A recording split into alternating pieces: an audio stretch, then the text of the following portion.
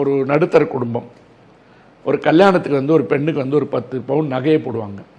எப்போ 25 வருஷத்துக்கு முன்னாடி. சில குடும்பத்தில் வந்து சீர்வரிசை வந்து அம்மா பெண்களுக்கு பையங்களுக்கு பிரித்து கொடுப்பாங்க.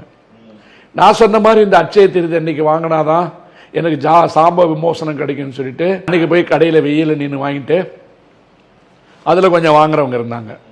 இது எல்லாத்துக்குமே நீங்கள் ஆதாரங்களை சமர்ப்பிக்க வேண்டும்னா இனிமே வாங்குற நகைக்கு அவங்க அந்த டாக்குமெண்ட்டை வந்து பத்திரப்படுத்துகிற பழக்கம் வச்சுக்கலாம். இப்போ எனக்கு கல்யாணம் ஆகி 34-35 வருஷம் ஆகுது.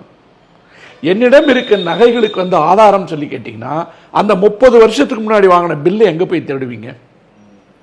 அல்லது இதுதான் என்னுடைய நகைகள், என்னுடைய குடும்ப சொத்து அப்படின்னு சொல்லி போய் கொடுத்தீங்கன்னா அதை வங்கி ஏற்றுக்கொள்ளுமான்ற கேள்வி. இதுதான் மிகப்பெரிய அடி இந்த வரைவில்.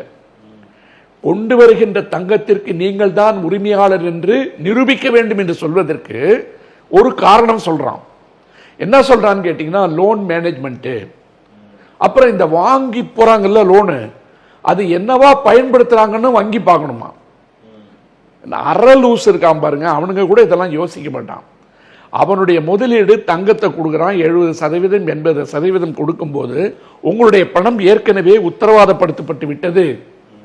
போதா குறைக்கு தங்கத்தோட விலை வந்து ஏறிக்கிட்டே போற நேரத்தில் 7000 ரூபாய் கிராம் இருக்கிறதுக்கு இன்னைக்கு கொண்டு போய் அடகு வச்சிருந்தான்னா இன்னைக்கு 9500 ரூபாய் விற்குது.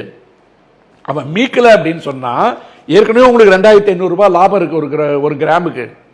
நீங்க ஏலத்துக்கு கொண்டு வரும்போது உங்களுடைய கடனை விட அதிகமா பணம் வந்து அவனுக்கே நீங்க கொடுக்க வேண்டியது வரும்.